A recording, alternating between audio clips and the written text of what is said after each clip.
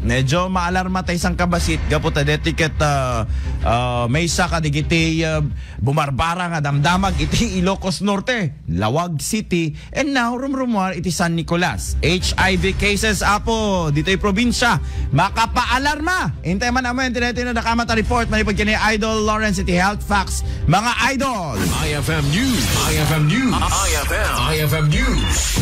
Health Facts. Impasingke ni Dr. Rickson Balalio, Provincial Health Officer iti Ilocos Norte, ang makapaalarma ti bilang digiti positibo ti HIV wenno human immunodeficiency virus iti Ilocos Norte.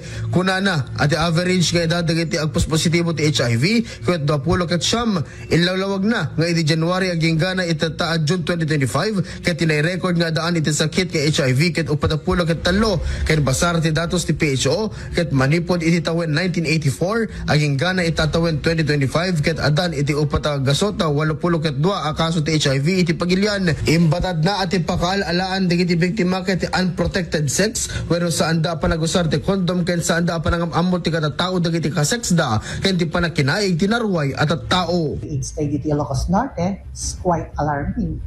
Still, other the cases sa UN, it is increasing. Parang trend din ng Philippines and the whole world. The whole world, it's increasing.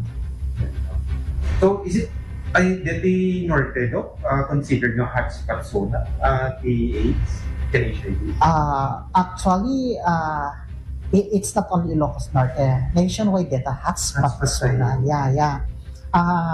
The mere fact na the case tayo, hotspot tayo. Kasi, baka ado pa itihan tayo nga makikita. Ado talaga iti positive na hantay nga may screen.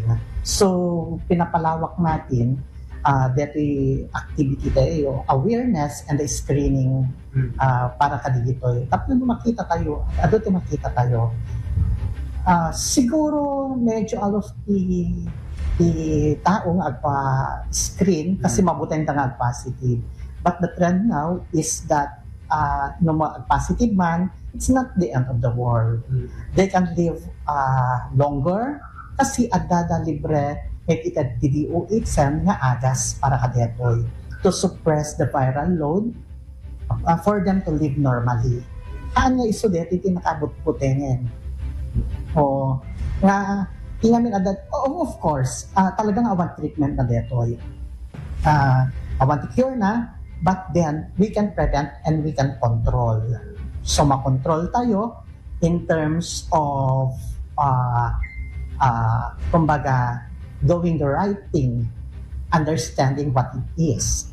Dapat aware tayo, amo tayo ng inadete nga sakit.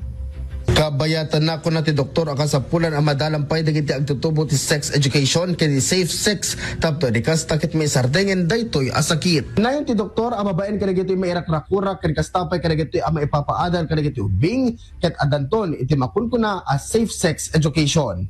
Para iti IFM News, Idol Lawrence Martinez, Tatok, Aremen.